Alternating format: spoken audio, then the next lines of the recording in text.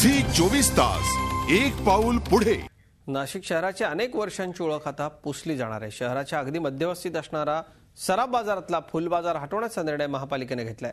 पहिल्या पावसात महापौरांच्या प्रभागात पाणी साचल्याचं खापर फुल विक्रेत्यांवरती फोडून गेल्या अनेक दिवसांच्या सराफ व्यावसायिकांच्या तक्रारीनंतर हा निर्णय घेण्यात आलाय। नाशिकच्या सराफ बाजार परिसरात दरवळणाऱ्या ताज्या फुलांचा सुगंध आता थोडेच दिवस अनुभवता येणार आहे।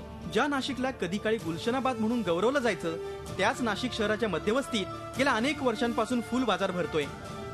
गोदाकाठी बरीचशी मंदिरं असल्यानं भाविक इथल्या फुल विक्रेत्यांकडूनच फुलं खरेदी करत, तर शहराच्या इतर भागात राहणारे नाशिककर सुद्धा सण समारंभ आणि धार्मिक कार्यक्रमासाठी याच फुल बाजारात खरेदीसाठी येत आहेत।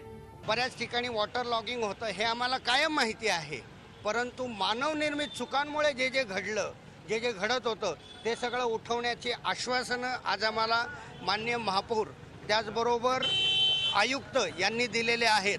फुल बाजार जो आहे गेल्या अनेक वर्षांपासून येथे बसलेला आहे, तो बाजार शिफ्ट करण्याकरता त्यांच्या प्रतिनिधींनी तत्वता मान्यता दिली आणि त्यानुसार तो फुल बाजार गणेशवाडीतील भाजी मार्केटच्या बाजूला शिफ्ट करायचं ठरविण्यात आलेलं आहे। गोरगरीब फुलं विक्रेते मात्र या निर्णयानं कमालीचे नाराज झालेत। पाणी सगळ्या बाजूने येतं, सगळ्या बाजूचं पाणी इथं उतार आहे, सगळ्या बाजूने येतं, मग पाणी कुठं जाणार आहे? पाणी इथंच येणार ना, मग दुकानांमध्ये पाणी जाणारच। कचऱ्याचं नाही, आमचा कचऱ्याचं काही संबंधच येत नाही।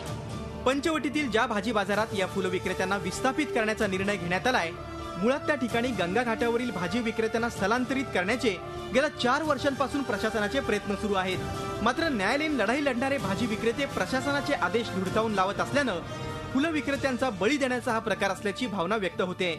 मुकुल कुलकर्णी, झी मीडिया, नाशिक। झी 24 तास एक पाऊल पुढे।